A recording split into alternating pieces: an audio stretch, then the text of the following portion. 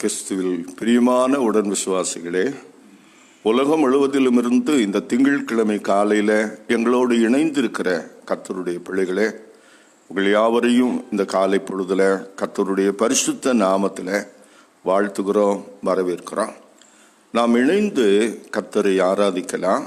இந்த காலை தொழுகையின் ஆரம்பம் பிதா, குமாரன், பரிசுத்தாவியின் நாமத்துள்ளது. ஆமென். ஜெபிப்போம். நல்ல தகப்பனே, நன்றியோடு தம்மை துதிக்கிறோம் ஐயா. மீண்டும் ஒரு புதிய வாரத்தில் உம்மை நோக்கி பார்க்க இந்த நவம்பர் மாதத்தின் கடைசி நாளில் தகப்பனுடைய அன்பு முகத்தை தரிசிக்க தந்த வாய்ப்புக்காய் ஸ்தோத்திரம். பெருந்தொற்று காலத்தில் இத்தனை நாட்களும் உம்முடைய கிருபையில் பாதுகாப்பில் எங்களை மறைத்து காத்து கொண்டிராச்சா. தகப்பனே, இந்த நாளின் காலையில் உலகத்தின் பல்வேறு பகுதிகளில் பல்வேறு நிலையில் இருந்து கொண்டு நாங்கள் உம்மை நோக்கி பார்க்கிறோம். இந்த காலை ஆராதனை உம்முடைய திருநாமத்துக்கு மகிமையானதாக, எங்களுடைய வாழ்வுக்கு ஆசீர்வாதமானதாக அமைத்து தாரும். தகப்பனே, பாரங்களோடும் கவலைகளோடும் வியாதி கஷ்டத்தோடும் உம்மை நோக்கி பார்க்கிற உம்முடைய பிள்ளைகளுக்கு நிச்சயமான ஒரு விடுதலையும் ஆறுதலும் சமாதானமும் கிடைக்கட்டும் ஐயா. எங்களை மறைத்து உம்முடைய நாமத்தை மட்டுமே மகிமைப்படுத்தும். இயேசு கிறிஸ்துவின் நாமத்தில் ஜெபிக்கிறோம் பிதாவே, ஆமென். பாடல் புத்தகத்திலே 3வது பாடல், இயேசு சாமி உமது வசனத்தின் பாலை தேட வந்தோம் எங்கள் மனது என்ற ஞான பாடல். சேர்ந்து பாடுவோம்.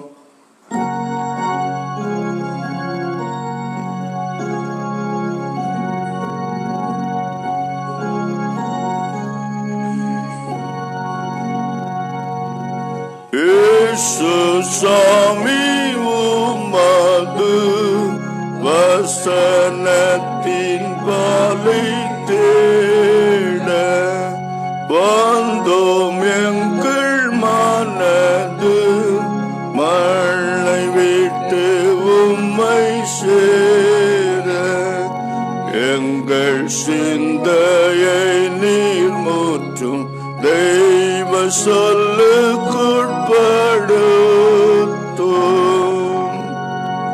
உமதாவி எங்களில் அந்தகாரத்தை அறுத்து ஒளியை விசாராயில் ஊத்தி கண்ணெல்லாம் இருட்டு சீருண்டாகும் நசிந்திப்பு உம்முடைய நடப்பிப்பு. மகிமையின் ஜோதியே சாமி நாங்கள் மாயமாற பாடி கெஞ்சி நெஞ்சிலே வசனத்தை கேட்டுணர வாய்ஷவி மலமும் கண்ணும் தேர உண்டு போக பள்ளும். ஆமென். 47வது சங்கீதத்தை நாம் இணைந்து வாசிப்போம். சங்கீதம் 47. சகல ஜனங்களே கை கொட்டுங்கள், களிப்புடனே கடவுள் முன் ஆரவாரம் செய்யுங்கள். உன்னதமானவராகிய கர்த்தர் பயங்கரமானவர், பூமி அனைத்தையும் ஆளும் மகத்தான ராஜா அவரே. ஜனங்களை நமக்கு கீழ்ப்படுத்துவா, ஜாதிகளை நமது பாதங்களுக்கு கீழாக்கவா. தமக்கு பிரியமான யாக்கோபின் சிறந்த தேசத்தை நமக்கு சுதந்திரமாக தெரிந்தெடுப்பா. கடவுள் ஆர்ப்பரிப்போடும் கர்த்தர் எக்கால சத்தத்தோடும் உயர எழுந்தருளினா. கடவுளை புகழ்ந்து பாடுங்கள் பாடுங்கள், நம்முடைய ராஜாவை புகழ்ந்து பாடுங்கள் பாடுங்கள். கடவுள் பூமி அனைத்துக்கும் ராஜா, பாடல்களை பாடி அவரை துதியுங்கள். கடவுள் புறஜாதிகளை ஆளுகிறவர், கடவுள் தமது பரிசுத்த சிங்காசனத்தில் வீற்றிருக்கிறார். ஜனங்களின் பிரபுக்கள் ஆபிரகாமின் கடவுளுடைய ஜனங்களாக சேர்க்கப்படுகிறார்கள்.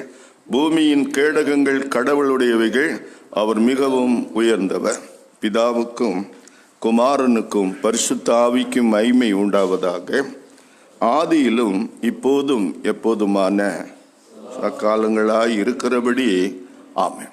இன்றைக்கான திருமறை பகுதிகளை வாசிக்க கேட்போம். இன்றைக்காக கொடுக்கப்பட்ட முதல் திருமறை பகுதி அப்போஸ்தல நடபடிகள் 17ஆம் அதிகாரம் 1 முதல் 9 வரை உள்ள வசனங்கள். அப்போஸ்தல நடபடிகள் 17 முதல் 9 வசனங்கள். அவர்கள் அம்பிபோலி பட்டணத்தையும் அப்போலோனியா பட்டணத்தையும் கடந்து தெசலோனிக்கியா பட்டணத்துக்கு வந்தார்கள். அங்கே யூதருக்கு ஒரு ஜெபாலயம் இருந்தது. பவுல் தன் வழக்கத்தின்படியே அவர்களிடத்தில் போய் 3 ஓய்வு நாட்களில் வேத வாக்கியங்களின் நியாயங்களை எடுத்து அவர்களுடனே சம்பாஷித்து, கிறிஸ்து பாடுபடவும் மரித்தோரிலிருந்து எழுந்திருக்கவும் வேண்டியதென்றும் நான் உங்களுக்கு அறிவிக்கிற இந்த இயேசுவே கிறிஸ்து என்றும் காண்பித்து திருஷ்டாந்தப்படுத்தினார். அவர்களில் சிலரும் பக்தியுள்ள கிரேக்கரில் திரளான ஜனங்களா, கனம்பொருந்திய ஸ்திரீகளில் அநேகரும் விசுவாசித்து பவுலையும் சீலாவையும் சேர்த்து கொண்டார்கள். விசுவாசியாத யூதர்கள் வைராக்கியம் கொண்டு வீணராகிய சில பொல்லாதவர்களை சேர்த்து கொண்டு கூட்டம் கூடி பட்டணத்தில் அமளி உண்டாக்கி யாசோனுடைய வீட்டை வளைந்து கொண்டு அவர்களை பட்டணத்தாருக்கு முன்பாக இழுத்து கொண்டு வர வகை தேடினார்கள். அவர்களை காணாமல் யாசோனையும் சில சகோதரரையும் பட்டணத்து அதிகாரிகளிடத்தில் இழுத்து கொண்டு வந்து, உலகத்தை கலக்குகிறவர்கள் இங்கேயும் வந்திருக்கிறார்கள். இவர்களை யாசோன் ஏற்றுக்கொண்டான். இவர்கள் எல்லாரும் இயேசு என்னும் வேறொருவனை ராஜா என்று சொல்லி ராயனுடைய கட்டளைக்கு விரோதமாக செய்கிறார்கள் என்று கூக்குரலிட்டு இவைகளை கேட்டுக்கொண்டிருந்த ஜனங்களையும் பட்டணத்து அதிகாரிகளையும் கலங்க பண்ணினார்கள். பின்பு அவர்கள் யாசோனிடத்திலும் மற்றவர்களிடத்திலும் ஜாமீன் வாங்கி கொண்டு அவர்களை விட்டுவிட்டார்கள் என்பது இன்றைக்கான நற்செய்தி பகுதி. பரிசுத்த யோவான் எழுதிய நற்செய்தி நூல் 9ஆம் அதிகாரம் 13 முதல் 21 வரை. குருடனாயிருந்த அவனை பரிசேயரிடத்திற்கு கொண்டு போனார்கள். இயேசு சேறுண்டாக்கி அவன் கண்களை திறந்த நாள் ஓய்வு நாளாக இருந்தது. ஆகையால் பரிசேயரும் அவனை நோக்கி, நீ எப்படி பார்வையடைந்தாய் என்று மறுபடியும் கேட்டார்கள்.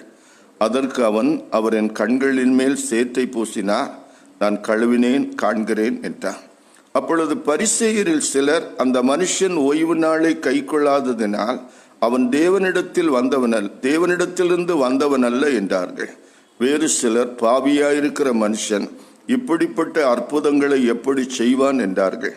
இவ்விதமாய் அவர்களுக்குள்ளே பிரிவினை உண்டாயிற்று. மறுபடியும் அவர்கள் குருடனை நோக்கி, உன் கண்களை திறந்தானே, அவனை குறித்து நீ என்ன சொல்லுகிறாய் என்றார்கள். அதற்கு அவன், அவர் தீர்க்கதரிசி என்றான். அவன் குருடனாயிருந்து பார்வையடைந்ததை யூதர்கள் நம்பாமல் பார்வையடைந்தவனுடைய தாய் தகப்பன்மாரை அழைத்து அவர்களை நோக்கி, உங்கள் குமாரன் குருடனாய் பிறந்தான் என்று சொல்லுகிறீர்களே, அவன் இவன்தானா? இவனானால் இப்பொழுது இவன் எப்படி பார்வையடைந்தான் என்று கேட்டார்கள். தாய் தகப்பன்மார் பிரதித்திரமாக, இவன் எங்கள் குமாரன் தான் என்றும் குருடனாய் பிறந்தான் என்றும் எங்களுக்கு தெரியும். இப்பொழுது இவன் பார்வையடைந்த வகை எங்களுக்கு தெரியாது. இவன் கண்களை திறந்தவன் இன்னான் என்பதும் எங்களுக்கு தெரியாது. இவன் வயதுள்ளவனாயிருக்கிறான், இவனை கேளுங்கள், இவனே சொல்லுவான் என்றார்கள்.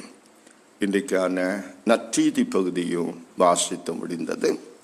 திருமறை பகுதிகளை வாசிக்க கேட்டனா, திரியக கடவுளிலே வைத்திருக்கிற விசுவாசத்தை அப்போஸ்தலர் விசுவாச பிரமாணத்தின்படி பயபக்தியாக அறிக்கை செய்வோம். பரலோகத்தையும் பூலோகத்தையும் படைத்த சர்வத்துக்கும் அல்ல பிதாவாகி கடவுளை விசுவாசிக்கிறேன். அவருடைய ஒரே பேரான குமாரனும் நம்முடைய ஆண்டவருமாகிய இயேசு கிறிஸ்துவை விசுவாசிக்கிறேன். இவர் பரிசுத்த ஆவியினால் கற்பத்தில் உற்பவித்து கன்னிமரியாளத்தில் பிறந்து பொந்தி பிலாத்தின் கீழ் பாடுபட்டு அறையுண்டு மரித்து அடக்கம் பண்ணப்பட்டார். பாதாளத்தில் இறங்கி 3ஆம் நாள் மரித்தொழுந்து உயிர்த்தெழுந்தார். பருத்துக்கேறி சர்வத்துக்கும் அல்ல பிதாவாகிய கடவுளின் வலதுபாசத்தில் வீற்றிருக்கிறார். அவிடத்திலிருந்து உயிருள்ளோரையும் மரித்தோரையும் நியாயம் தீர்க்க வருவார். பரிசுத்த ஆவியானவரை விசுவாசிக்கிறேன். பொதுவான பரிசுத்த கிறிஸ்தவ சபையும் பரிசுத்தவான்களின் ஐக்கியமும் பாவ மன்னிப்பும் சரீர உயிர்த்தெழுதலும் நித்திய ஜீவனும் என்று விசுவாசிக்கிறேன். ஆமாம். நம்முடைய பிதாவாகிய கடவுளிடமிருந்தும் கர்த்தராகிய இயேசு கிறிஸ்துவிடமிருந்தும் இந்த திங்கட்கிழமை காலையில் உங்கள் யாவருக்கும் கிருபையும் சமாதானமும் பெருக கடவுது. ஆமென். கிறிஸ்துவில் மிகவும் பிரியமானவர்களே, இந்த நாளின் காலையில் நம்முடைய வேத சிந்தனைக்கென்று ஆவியானவர் கொண்டு வருகிற இறைவார்த்தை அப்போஸ்தலர் நடவடிக்கைகள் 17ஆம் அதிகாரம் 6வது வசனம். அதிலே பின்பகுதி, உலகத்தை கலக்குகிறவர்கள் இங்கேயும் வந்திருக்கிறார்கள் என்பது. உலகத்தை கலக்குகிறவர்கள் இங்கேயும் வந்திருக்கிறார்கள். முதல் நூற்றாண்டில் கிறிஸ்தவர்கள் அவர்களுடைய வாழ்க்கை, விசுவாசம், சாட்சி இவற்றை வைத்து உலகத்து மக்களால் அடையாளம் காணப்பட்டார்கள். அந்த உலகத்து மனிதர்கள் அவர்களுடைய விசுவாசத்தையும் வாழ்க்கையும் வைத்து அவர்களுக்கு பல்வேறு பெயர்களை இட்டார்கள். கிறிஸ்தவர்களுக்கு உலகம் இட்ட பெயர்கள் எல்லாம் அவர்களுடைய வெளிப்பாட்டை காண்பித்தது, அவர்களுடைய தன்மையை காண்பித்தது. அப்போஸ்தலர் நடவடிக்கைகள் 11ஆம் அதிகாரம் 26வது வசனத்தில் முதலாவது அந்தியோக்கிய பட்டணத்தில் கிறிஸ்துவை விசுவாசித்த சீஷர்கள் கிறிஸ்தவர்கள் என்று அறியப்பட்டார்கள். கிறிஸ்தவர்கள் என்ற பெயர் அவர்களுக்கு வழங்கலாயிற்று என்று வேதம் சொல்லுகிறது. உண்மையாகவே கிறிஸ்துவை பிரசங்கித்தவர் கிறிஸ்துவை போல வாழ்ந்து காட்டினதினால அவர்கள் என்ன சொன்னார்கள்? கிறிஸ்து இவர்களுக்குள்ளே கிறிஸ்து இருக்கிறார், இவர்கள் கிறிஸ்துவை வாழ்ந்து காட்டுகிறார்கள் என்று சொல்லி இவர்களை கிறிஸ்தவர்கள் என்று சொன்னார்கள். தெசலோனிக்கே பட்டணத்தில் இன்னும் கொஞ்சம் வித்தியாசமாக சொல்லுகிறார்கள், இவர்கள் உலகத்தை கலக்குகிறவர்கள் இங்கேயும் வந்திருக்கிறார்கள்.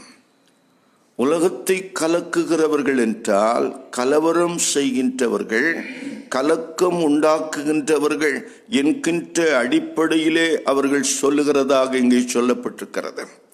ஏனென்றால் கிறிஸ்தவர்கள் இயேசு கிறிஸ்துவை ராஜாவாக அறிவிக்கிறார்கள். எந்த இயேசுவை யூதர்கள் சிலுவையில் அறைந்து கொண்டார்களோ, யார் மரத்திலே தூக்கப்பட்டு சாபமாக கருதப்பட்டு மரித்தாரோ, அந்த இயேசுவை தேவன் உயிரோடு எழுப்பி அவரை ஆண்டவரும் இரட்சகருமாக்கினார். அவர்தான் அபிஷேகம் பண்ணப்பட்ட மேசியா, அவர்தான் உலகத்தின் இரட்சகர். இந்த உலகத்தில் மனிதர்கள் மீட்கப்படுவதற்கு இயேசு கிறிஸ்துவின் நாமம் அல்லாமல் வேறொரு நாமம் அருளப்படவில்லை என்று தைரியத்தோடு பேசினார்கள். ஆகையினால அவர்கள் என்ன சொன்னார்கள்? உலகத்தை கலக்குகிறவர்கள் இங்கே வந்திருக்கிறார்கள். இயேசு என்னும் ராஜா, அவர் மரித்து உயிர்த்த ராஜா, அவர் உலக இரட்சகர், அவர் அதிசீக்கிரத்திலே வரப்போகிறார், அவர் ஒரு ராஜ்யத்தை ஸ்தாபித்திருக்கிறார், அந்த ராஜ்யத்தில் நம்மை அழைக்கிறார் என்று பிரசங்கித்ததை கேட்டு இப்படி சொன்னார்கள். இன்னைக்கு நம்முடைய சிந்தனை எல்லாம் உலகத்தை கலக்குவது எப்படி என்பதுதான். சாதாரணமாக ஒரு மனிதன் தன்னுடைய தொழில், தனக்கு தெரிந்திருக்கிற கலை, அதிலே மற்றவர்களை விட சிறப்பாக செய்யும் போது நாம சொல்றோம், அவன் கலைக்கிட்டாயா. ஒரு சிறந்த பாடகர்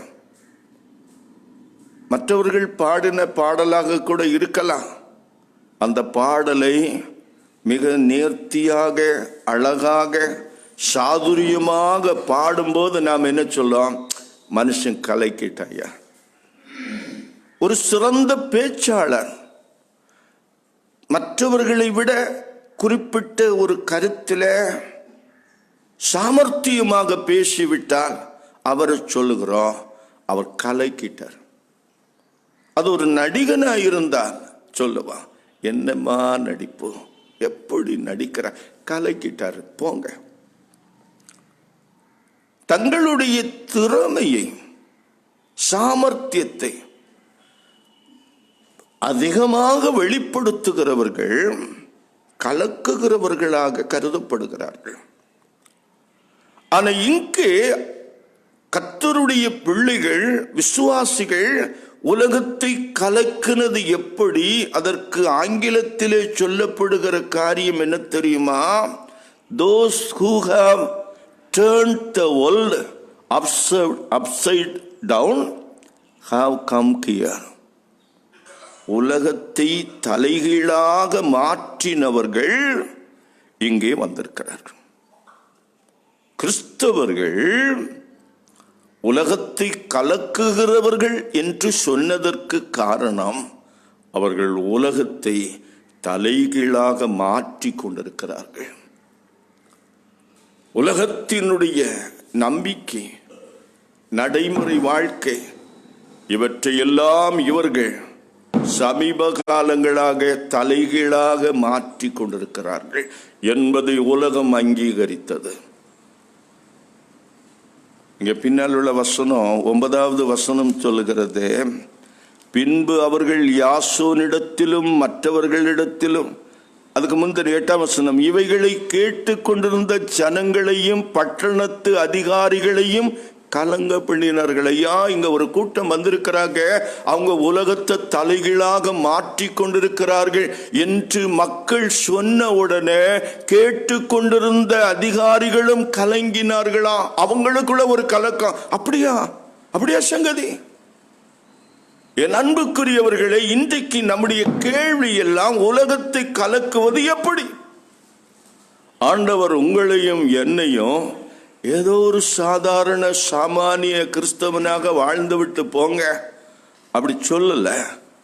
நாம உலகத்தை கலக்குகிறவர்களாக இருக்க ஆண்டவர் விரும்புகிறார். ஏனென்றால் நம் ஆண்டவர் இயேசு உலகத்தை தலைகீழாக மாற்றி போட்ட, உலகத்தை கலக்கினவர். அவருடைய செய்தி, அவருடைய வாழ்க்கை, அவருடைய நெறிமுறைகள், அவருடைய நடைமுறை வாழ்க்கை எல்லாமே உலகத்திலே தலைகீழான ஒரு மாற்றத்தை உண்டு பண்ணி இருக்கிறது. உலகத்தை கலக்குகிறவர்கள் முதலாவது கிறிஸ்துவை போல உலகத்தை தலைகீழாக பார்க்க வேண்டும் என்று ஒரு பக்தன் சொல்லுகிறார். உலகத்தை தலைகீழாக பார்ப்பது எப்படி? உலகம் எப்படி பார்க்கிறது? ஒரு பதவி, ஒருவருக்கு ஒரு பொறுப்பான பதவி இருக்கிறது. அந்த பதவியை வைத்து அவர் என்ன செய்யலாம் என்று நினைத்தால், மற்றவர்களை அதிகாரம் செலுத்தலாம், தங்களுக்கு கீழ் உள்ளவர்களை கொடுமையாக நடத்தலாம், இதிலே தங்களுடைய வசதி வாய்ப்புகளை பெருக்கிக் கொள்ளலாம், மற்றவர்கள் தங்களை மதிக்க வேண்டும், மரியாதை செலுத்த வேண்டும், ஐயா என்று சொல்ல வேண்டும் என்று எதிர்பார்க்கலாம். இது நடைமுறை. ஆண்டவர் இயேசு எப்படி தலைகீழாக பார்த்தார் என்றால், தலைவனாய் இருக்கிறவன் பணிவிடைக்காரனாக இருக்க வேண்டும். தலைமை பண்பு என்பது மற்றவர்களுக்கு சேவை செய்வது, தங்களை இழந்து மற்றவர்களுக்கு முதலிடம் கொடுப்பது, தங்களுக்கு அங்கீகாரம் கிடைக்க வேண்டும் என்பதற்காக பாடுபடுவதல்ல, மற்றவர்களுக்கு அங்கீகாரம் கொடுக்கும்படியாக வாழ்வது, பணியாற்றுவது. நம் ஆண்டவர் இயேசுவினுடைய வார்த்தைகள், வாழ்க்கை முறைகள் உலகத்தின் நடைமுறை வாழ்க்கைக்கு தலைகீழான வாழ்க்கை. சொன்னாரு, என்னை பின்பற்றி வர விரும்புகிறவன் தன்னைத்தான் வெறுத்து தன் சிலுவையை எடுத்துக்கொண்டு என்னை பின்பற்ற கடவன். என்னை பின்பற்றி வாருங்கள், உங்களை ராஜாவாக்குவே, மந்திரியாக்குவே, உங்களுக்கு போஸ்ட் தருவே, உங்களுக்கு இந்த வாரியங்களை தருவே. அப்படி இயேசு ஒருவரையும் அழைக்கவில்லை. என்னை பின்பற்றி வர விரும்பினா சிலுவையை எடுத்துக்கள், மரிப்பதற்கு தயாராகவா, சுயத்தை கொன்றுவிட்டு என்னை பின்பற்றி வா, சிலுவையை எடுத்து வா. இதுதான் இயேசு கிறிஸ்துவினுடைய தலைகீழான பார்வை. அவர் எல்லாவற்றையும் அப்படித்தான் பார்த்தார். அவருக்கு முன்பாக வறிய நிலையில் இருப்பவர்கள் முதலிடம் பெற்றார்கள், எளியவர்கள் முன்னுரிமை பெற்றார்கள். இந்த உலகத்திலே உலகம் மறுத்திருந்த அன்பு, மன்னிப்பு, தாழ்மை இவைகள் முதலிடம் பெற்றது. அதிகாரம், அந்தஸ்து, ஆணவம் பின்னுக்கு தள்ளப்பட்டிருந்தது. இதுதான் உலகத்தை தலைகீழாக பார்க்கும் நோக்கு. நம் ஆண்டவர் இயேசுவை போல உலகத்தை கலக்குகிறவர்களாக நீங்களும் நானும் வாழ வேண்டும் என்றால் நாம் உலகத்தை தலைகீழாக பார்க்க பழக வேண்டும். இந்த உலகத்தை போல பதவி, அந்தஸ்து, அதிகாரம், ஆணவம், ஆர்ப்பாட்டம், புகழ் இப்படிப்பட்ட நிலையிலே உலகத்தை பார்க்காமல் சேவை, தாழ்மை, தியாகம், அன்பு, மன்னிப்பு என்கின்ற உயர்ந்த மதிப்பீடுகளின் அடிப்படையில் வாழ்க்கையை எடுத்துக்கொண்டால் நாம் உலகத்தை கலக்கலாம். அப்படிப்பட்டவர்கள் உலகத்தை கலக்கி வருகிறார்கள். இந்திய நாட்டுக்கு வந்த வில்லியம் கேரி என்ற மிஷனரி தன்னை தாழ்த்தும் தன்மையுடையவராக இருந்தார் என்று அவருடைய வாழ்க்கை வரலாற்றை படிக்கும்போது நாம் தெரிந்து கொள்கிறோம். அவரை பல்வேறு சந்தர்ப்பத்தில் பல தாழ்வாக நடத்த முயற்சித்த போது அவர் தன்னை பெருமைப்படுத்த விரும்பவில்லை. தன்னுடைய எளிமையை, தாழ்மையை ஒத்துக்கொண்டார். அது ஒன்று அவருக்கு பெரிய கஷ்டமா இல்லை. ஏனென்றால் உலகத்தை தலைகீழாக பார்க்க பழகினவர்களுக்கு உலகத்திலே தங்களுக்கு உண்டாயிருக்கிற கஷ்டங்கள், நஷ்டங்கள், இழப்புகள், சோதனை, நிந்தைகள், அவமானங்கள் ஒன்றும் பெரிய பிரச்சனை அல்ல. ஏனென்றால் இயேசு இப்படிப்பட்ட பார்வையைத்தான் நமக்கு தந்திருக்கிறார். இரண்டாவது, உலகத்தை கலக்குகிறவர்கள் எப்படிப்பட்டவர்களா? தங்களுடைய இயேசு கிறிஸ்துவின் மேல் வைக்கிற விசுவாசத்தை யதார்த்தமாக வாழ்ந்து காட்டுகின்றவர்கள் உலகத்தை கலக்குகிறார்கள். குறிப்பாக வேல்ஸ் எழுப்புதல் 1904 1906 வரை சாதாரணமாக பெயர் கிறிஸ்தவர்களாய் இருந்தவர்கள் இயேசு கிறிஸ்துவை தங்களுடைய சொந்த இரட்சகராக ஏற்றுக்கொண்டதை அறிந்து இயேசு கிறிஸ்துவை தங்களுடைய ராஜாவாக, இரட்சகராக அறிந்து அந்த விசுவாசத்தை தங்கள் நடைமுறை வாழ்க்கையிலே பின்பற்ற ஆரம்பித்தார்கள். யதார்த்தமாக தங்களுடைய விசுவாசமும் வாழ்க்கையும் ஒத்து போகின்றவர்களாக காணப்பட தொடங்கினார்கள். என்ன நடந்தது தெரியுமா? டி.இ. ஸ்டாங்ஸ்டர் என்பவர் அந்த வேல்ஸ் எழுப்புதலை பற்றி சொல்லும்போது ஒரு காரியத்தை சொல்கிறார். ஒரு கிறிஸ்தவ இளைஞன் அந்த சமயத்திலே முரடன் என்றோ சோம்பேறி என்றோ பெயரெடுக்க முடியவில்லையா? வாலிப பிள்ளைகள் ஆண்டவருக்காக ஆத்துமாக்களை ஆதாயப்படுத்தணும், இன்னும் ஆத்துமாக்களை கொண்டு வர வேண்டும் என்று ஆத்தும ஆதாயம் செய்கிறவர்களாய் மாறினார்களா? அவர்களிலே சோம்பலோ ஒரு முரட்டுத்தனமோ வன்முறையோ காணப்படவே இல்லையா? சாதாரண கிறிஸ்தவர்கள் கூட தங்கள் பல வருடங்களுக்கு முன்னால வாங்கின கடனை எல்லாம் கொண்டு வந்து திரும்ப கொடுத்து சொன்னாங்களா, ஐயா இது உங்களுக்குரியது, உங்களுடைய பணத்தை நான் எடுத்துக்கொள்வது ஆண்டவருக்கு பிரியமில்லாதது என்று சொல்லி வாங்கின கடன்களை திரும்ப கொடுத்தார்களா? நிறைய பேர் பல வருடங்களுக்கு முன்னாலே தாங்கள் மறைத்து வைத்த அந்தரங்க பாவங்களை வெளியரங்கமாக அறிக்கை செய்து மன்னிப்பு கேட்டார்களா? ஐயா பல வருஷங்களுக்கு முன்னால நான் உங்களுக்கு இந்த சதி செய்தேன், உங்களுக்கு விரோதமா இந்த காரியத்தை செய்தேன், என்னை மன்னித்துக் கொள்ளுங்கள் என்று சொல்லி தங்களுடைய பாவங்களை அவர்கள் அறிக்கையிட்டார்கள். அதே மட்டுமல்ல, உழைப்புக்கும் நேர்மைக்கும் மக்கள் முதலிடம் கொடுத்தார்கள். இயேசு கிறிஸ்துவின் மேலுள்ள அவர்களுடைய விசுவாசத்தினாலே அவர்கள் நேர்மையாய் வாழ ஆரம்பித்தார்கள், உழைக்க ஆரம்பித்தார்கள், உழைப்புக்கு முதலிடம் கொடுத்தார்கள். சட்டவிரோதமான செயல் எங்கேயுமே காணப்படவில்லையா? என் அன்புக்குரியவர்களே, இந்த வாழ்க்கை முறை தேசத்தை அசைத்தது, உலகத்தை திரும்பி பார்க்க வைத்தது. ஒரு கிறிஸ்தவன், ஒரு கிறிஸ்தவள் தன்னுடைய வாயினால 1000 பேசலாம், 1000 மணி நேரம் சாட்சி கொடுக்கலாம். ஆனா ஒரே ஒரு தடவை தங்களுடைய விசுவாசத்தின்படி வாழ ஆரம்பித்துட்டாங்கன்னா உலகம் அவர்களை திரும்பி பார்க்கும். இவர்கள் உலகத்தை திருப்பி பார்க்க வைப்பார்கள். உலகத்தை தலைகீழாக மாற்றினவர்கள், தங்கள் விசுவாசத்தை வாழ்க்கையில வாழ்ந்து காட்டினவர்கள், விசுவாசத்தை படி வாழுகிறவர்கள். இன்றைக்கும் அப்படித்தான். இன்னைக்கு நம்முடைய திருச்சபைகள் உலகத்துக்கு சாட்சியாக, உலகத்தை மாற்றுகின்ற சக்திகளாக ஏன் இருக்கவில்லை? நம்முடைய விசுவாசம் ஒன்று, நம்முடைய வாழ்க்கை நடைமுறை வாழ்க்கை இன்னொன்று. நாம் ஆண்டவர் இயேசுவை நமது இரட்சகராக சொல்லுகிறோம், அறிக்கை இடுகிறோம், சாட்சி இடுகிறோம், அறிவிக்கிறோம்.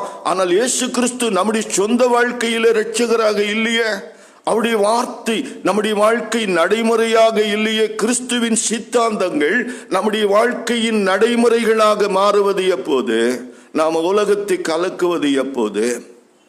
மூன்றாவது, இந்த ஆதி கிறிஸ்தவர்கள், அப்போஸ்தலர்கள் உலகத்தை கலக்க காரணம் என்ன? அது ஒரு பக்தன் இப்படி சொல்லுகிறாரு, டோசர் என்று சொல்லக்கூடிய ஊழியக்காரர் சொல்லுகிறாரு, அவர்கள் தங்களுடைய ஒரு காலை பரலோகத்திலும் இன்னொரு காலை பூமியிலும் வைத்து நடந்து பழகினார்கள். அவர்களுக்கு முன்னால தெரிந்தது பரலோகம்தான். அந்த பரலோகத்தில் ஒரு கால் அவர்களுக்கு இருந்தது. அடுத்த கால் பரலோகமா இருக்கலாம் என்கிற எதிர்பார்ப்போடும் வாஞ்சையோடும் அவர்கள் வாழ்ந்து கொண்டிருந்தார்கள். இந்த உலகம் எப்ப முடியும்? அடுத்த அடி நமக்கு பரலோகமாத்தான் இருக்கும் என்கின்ற ஆர்வத்தினால அவர்களுக்கு உலக வாழ்க்கையில பெரிய பிடிப்பு இல்லை. உலகத்தை சொந்தமாக்கலாம், சுதந்திரிக்கலாம், இந்த உலகத்துல ரொம்ப நாள் இருக்கலாம், இந்த உலகத்துல நிறைய பேரு, புகழ், பட்டம், பதவி எல்லாவற்றையும் அனுபவிக்கலாம், அதுக்கு பிறகு பரலோகத்துக்கு போகலாம். அப்படிப்பட்ட ஒரு நிதானமான பார்வை அவர்களுக்கு இருக்கவில்லை.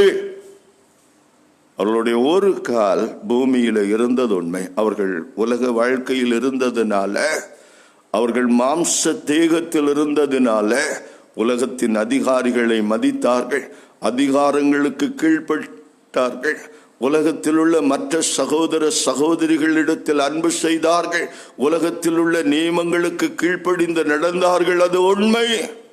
அவர்கள் உலகத்தின் அதிகாரங்களை எதிர்க்கிறவர்களாய் அல்ல, உலகத்திலே தங்களுக்கு இருந்த அநியாய அதிகாரிகளையும் மதித்து கீழ்ப்படிந்தார்கள், அவர்களுடைய சட்டங்களுக்கு கீழ்ப்படிந்தார்கள். ஏனென்றால் மேலான அதிகாரத்தை அவர்கள் அறிந்திருந்தார்கள். ஆனா பரலோகத்தில் ஒரு காலை வைத்து தான் நடந்தாங்க. அது அவர்களுடைய கண்களுக்கு முன்னால இருந்தது. அப்படி நடந்ததுனால அவர்கள் ஆண்டவருக்காக வாழ்வது ஒன்றும் சிரமமா இருக்கவில்லை. ஏனென்றால் அவர்களுடைய நித்திய நோக்கம், நித்திய திட்டம் பரலோகமாக இருந்ததுனால, பரலோக சிந்தையை அணிந்து ஜீவித்தவர்களால உலகத்தில் ஆண்டவருக்காக வாழ்வதொன்றும் பெரிய சிரமமாக இருக்கவில்லை. உலகத்துக்குரிய மக்கள் உலகத்தை சிந்திக்கிறார்கள், உலகத்துக்கு அடுத்த காரியங்களிலே தங்களுடைய மனதையும் மாம்சத்தையும் கவனமாய் வைத்துக் கொள்ள பார்க்கிறார்கள். இந்த உலகத்திலே தங்களுக்கு கிடைக்கிறது லாபம், உலகத்திலே மரித்தால் அது நஷ்டம் என்று கருதுகிறார்கள். ஆனா பவுலப்போஸ்தலன் சொல்லுகிறாரு, கிறிஸ்து எனக்கு ஜீவன், சாவு எனக்கு ஆதாயம். நான் கிறிஸ்துவை ஆதாயப்படுத்தி கொண்டதினால நான் அந்த கிறிஸ்துவை அடைவது எனக்கு லாபம், சாவு எனக்கு ஆதாயம். கிறிஸ்து என்னுடைய ஜீவனாயிருந்தால் சாவு ஒருவனுக்கு நிச்சயமாய் ஆதாயம். அவன் சாவு குறித்து கவலைப்பட மாட்டான். ஏனென்றால் அவன் அடுத்த காலையும் பரலோகத்தில் வைத்து விட்டான். இனி அவனுக்கு பாடுகளோ, கண்ணீரோ, கவலையோ, நிந்தைகளோ எதுவுமே கிடையாது. ஆகையினால் ஒரு மனுஷன் உலகத்தை கலக்குகிற விசுவாசியாக இருக்க வேண்டுமானால் அவன் ஒரு கால உலகத்திலும் இன்னொரு காலை பரலோகத்திலும் வைத்து நடக்க பழகினவனாய் இருக்கணும். அவனால உலகத்தை கலக்குவது ஒன்றும் பெரிய பிரச்சனை அல்ல. அவர்கள் உலகத்தை கலக்கிறார்கள். என்ன இந்த விசுவாசி இப்படி சொல்றாரு? அவரிடத்திலே உலகத்தினுடைய ஈடுபாடு இல்லையே. உலகத்தில் நாமெல்லாம் ரொம்ப பெருசு, ரொம்ப பெரிய காரியம்னு சொல்லுகிறதெல்லாம் அவர் ரொம்ப சின்னதா நினைக்கிறார. அப்படி நினைத்து உலகம் கலங்கும். என் அன்புக்குரியவர்களே, ஆதி கிறிஸ்தவர்களை பார்த்து தெசலோனிக்கே திருச்சபை சொன்ன வார்த்தை இதுதான். தெசலோனிக்கே பட்டணத்து யூதர்கள் சொன்ன வார்த்தை இதுதான். உலகத்தை கலக்குகிறவர்கள் இங்கே வந்திருக்கிறார்கள். நம்மை குறித்து நம்முடைய பட்டணத்து மக்கள் என்ன சொல்லுகிறார்கள், நம்முடைய கிராமத்து மக்கள் என்ன சொல்லுகிறார்கள், அவர்கள் கொடுக்கிற சாட்சி என்ன, சிந்தித்து பாருங்கள். காந்தியடிகள் ஒரு முறை கிறிஸ்தவர்களை பற்றி சொல்லும்போது இப்படி சொன்னாராம்: கிறிஸ்தவனுடைய பலன் உடல் சார்ந்தது அல்ல, உறவை சார்ந்தது. கிறிஸ்துவை போல வாழத் தொடங்குங்கள். சமயத்தை கலப்படமின்றி சாரம் குறையாமல் பின்பற்றுங்கள். கிறிஸ்தவத்தின் ஆதார மையமான அன்புக்கு முக்கியத்துவம் கொடுங்கள். நீங்கள் உலகத்தில் கலக்குவீர்கள். நான் கிறிஸ்தவன் சொல்லி விளம்பரப்படுத்த வேண்டாம். கிறிஸ்தவத்தின் மையமான அன்புக்கு முக்கியத்துவம் கொடுங்க. உங்களுடைய சமயத்தின் சத்தியத்தை கலப்படம் இல்லாம உபதேசிங்க. ஐயோ, அவர் கோபப்படுவார், அவருக்கு தகுந்த மாதிரி சமரசப்படுத்துவான், இவருக்கு தகுந்த மாதிரி சமரசப்படுத்துவான், இடத்துக்கு தகுந்த மாதிரி சமரசப்படுத்துவோம் என்று போகாதுங்க. கிறிஸ்து என்னை பொறுத்தவரையிலும் உலகத்துக்கு காண்பித்தது அன்புதான். பிறனுக்காக தன்னை இழக்கிற, கொடுக்கிற அன்பு. அது இந்த உலகத்தில் கிறிஸ்துவினிடத்தில் மாத்திரமே இருக்கிறது. அன்புக்கு இலக்கணம் அவர்தான். அதை நீங்க உலகத்தில் காண்பித்தா போதும். நீங்க வேற ஒண்ணுமே செய்ய வேண்டாம். உலகத்தில் எல்லோரும் கிறிஸ்துவை ஏற்றுக்கொள்வார்கள். நீங்க அதை செய்யாம மற்ற எல்லாவற்றையும் பேசி கொண்டிருக்கிறதுனால பிரயோஜனமே கிடையாது.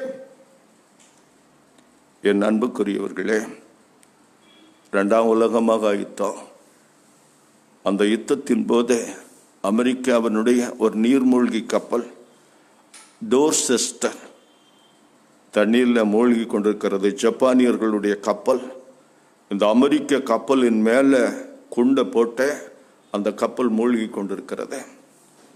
கப்பலில் 4 கிறிஸ்தவ சாப்ளின், அதாவது போர் வீரர்களுக்கு ஆண்டவருடைய வார்த்தையை அறிவிக்கின்ற, ஊழியம் செய்கின்ற ஊழியக்காரர்கள் 4 பேர் இருக்கிறாங்க.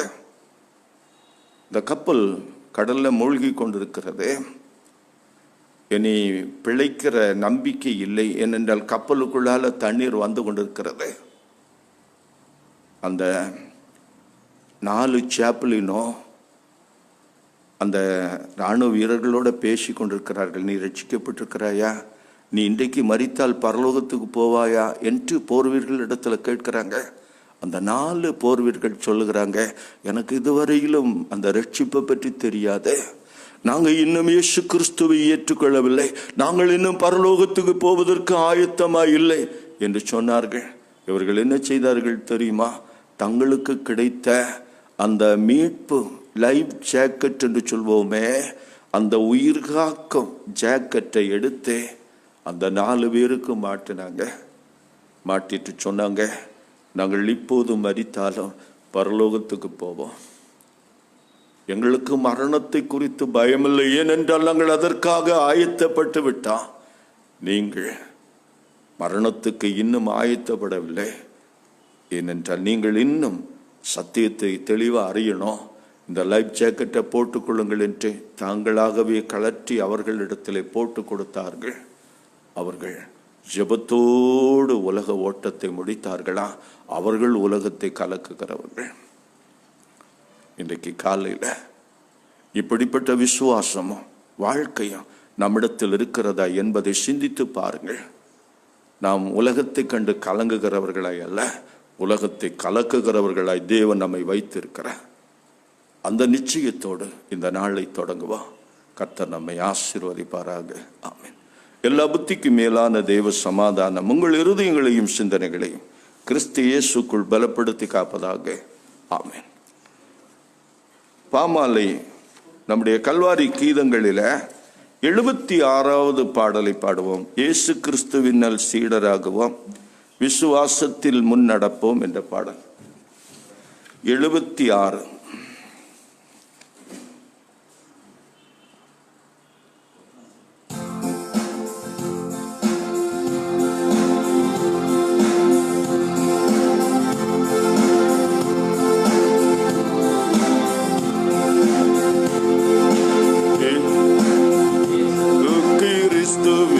சீடராகுவோம், விசுவாசத்தில் முன்னடப்போம்.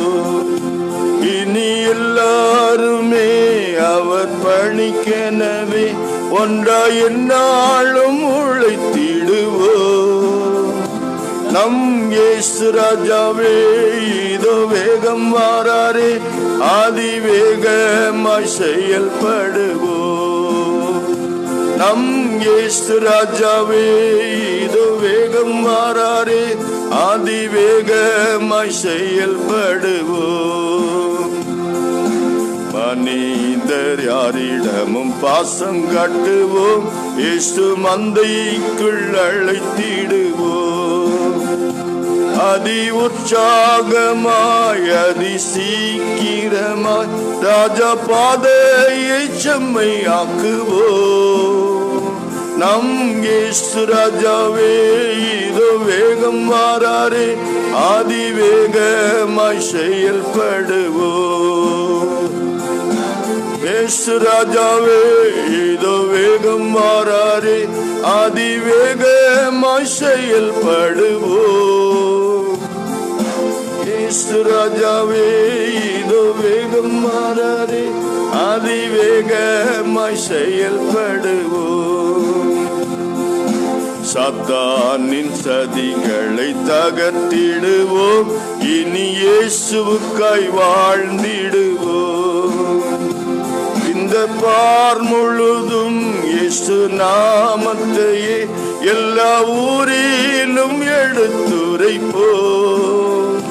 நம் இயேசு ராஜாவே இதோ வேகம் வாராரே, அதிவேகமாய் செயல்படுவோம்.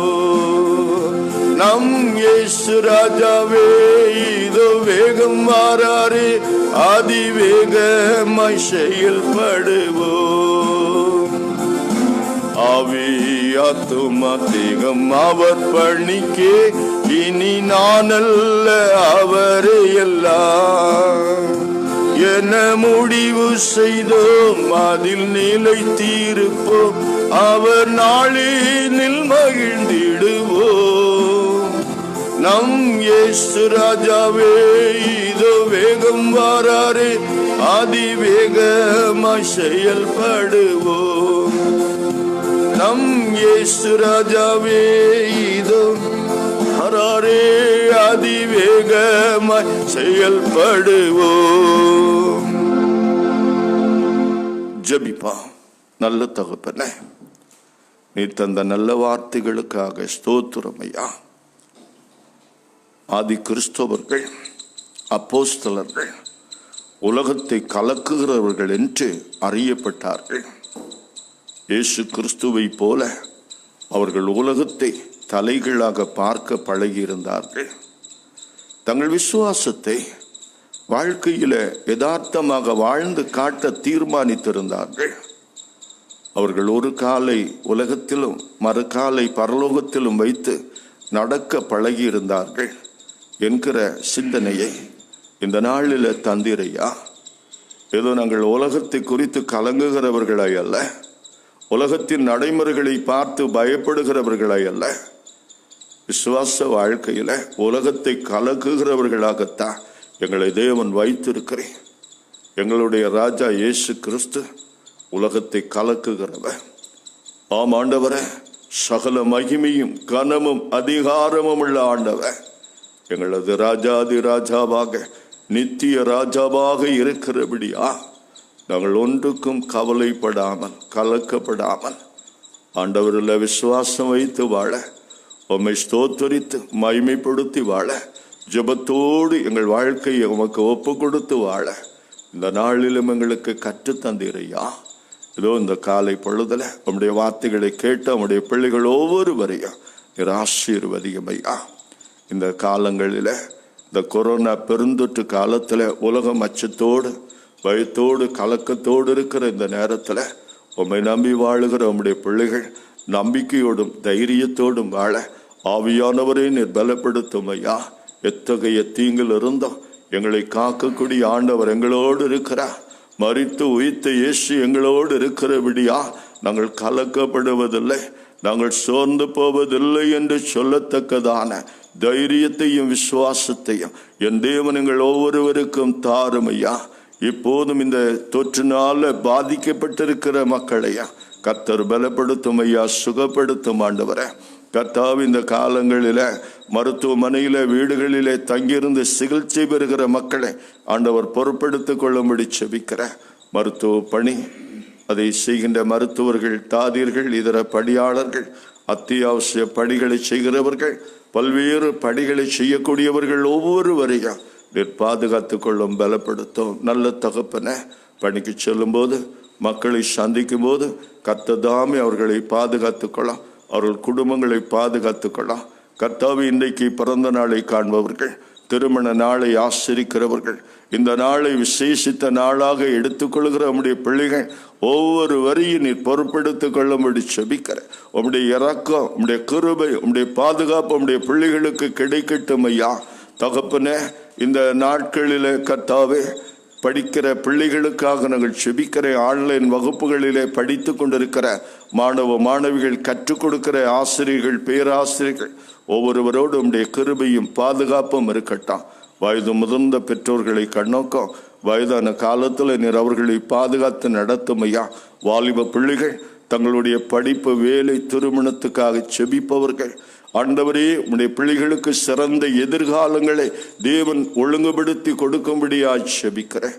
என்று முழுவதும் எங்களை பாதுகாத்துக் கொள்ளும். எங்கள் தேசத்தை, தேச தலைவர்களை, உலக தலைவர்களை உம்முடைய கரத்தில் வைத்து பாதுகாத்துக் கொள்ளும். கொரோனா தடுப்பூசி பணியிலே ஈடுபடுகிறவர்கள் ஒவ்வொருவரையும் அவர்களை பாதுகாத்துக் கொள்ளும்படியாய் செபிக்கிறார். இயேசுவின் நாமத்தில் ஜெபிக்கிறோம் பிதாவே, ஆமென். பரமண்டலங்களில் இருக்கிற எங்கள் பிதாவே, உம்முடைய நாமம் பரிசுத்தப்படுவதாக, ராஜ்யம் வருவதாக, நம்முடைய சித்தம் பரமண்டலத்திலே செய்யப்படுவது போல பூமியிலேயும் செய்யப்படுவதாக. வேண்டிய ஆகாரத்தை இன்றும் எங்களுக்கு தாரும். எங்கள் கடனாளிகளுக்கு நாங்கள் மன்னிக்கிறது போல எங்கள் கடன்களை எங்களுக்கு மன்னி. எங்களை சோதனைக்கு உட்பட பண்ணாமல் தீமையை எங்களை ரட்சித்துக் கொள்ளும். ராட்சியமும் வல்லமையும் மகிமையும் என்றென்றைக்கும் உடைகளே, ஆமேன். ஆசீர்வாதம். நம் ஆண்டவர் இயேசு கிறிஸ்துவின் கிருபையும் பிதாவாகிய கடவுளின் அன்பும் பரிசுத்தாவியின் ஐக்கியமும் திருவுறவும் உங்கள் அனைவரோடும் இன்று முழுவதும் தங்கி தரித்திருப்பதாக. ஆமென். என் ஆத்துமாவே கர்த்தரை ஸ்தோத்திரி, என் முழு உள்ளமே பரிசுத்த நாமத்தை ஸ்தோத்திரி. என் ஆத்துமாவே கர்த்தரை ஸ்தோத்திரி, அவர் செய்த சகல உபகாரங்களையும் மறவாதே. ஆமென். சமாதானத்தோடு வாழ்வாம். கிறிஸ்துவில் பிரியமானவர்களே, இந்த ஆராதனையில பங்கெடுத்த உங்கள் யாவரையும் கர்த்தருடைய நாமத்திலே நன்றிகளை கூறுகிறோம். ஒவ்வொரு நாளும் காலையில் 7 மணிக்கு நாம் இணைந்து கர்த்தரை ஆராதிக்கலாம். நாளை டிசம்பர் மாத வாக்குத்தத்த ஆராதனை அதிகாலையில் 5 மணிக்கு நடைபெறும். நீங்கள் 5 மணிக்கு முகநூலில் எங்களோடு கூட இணைந்து கொள்ளலாம். புதன்கிழமை மாலை 6:30 மணிக்கும், ஞாயிற்றுக்கிழமை 7 மற்றும் 8:30 மணிக்கும் ஆராதனைகள் இருக்கிறது. நீங்கள் இணைந்து கொள்ளலாம். நாளை ஆராதனை ஆலயத்தில் வைத்து முதல் முறையாக பல மாதங்களுக்கு பிறகு நடைபெறுகின்றது. ஆகையினால நீங்கள் பங்கெடுக்க வாய்ப்புள்ளவர்கள் அதில் பங்கெடுங்கள். கர்த்தர் எங்கிருந்தாலும் உங்களை ஆசீர்வதிப்பார். ஆமேன். God bless you. Thank you.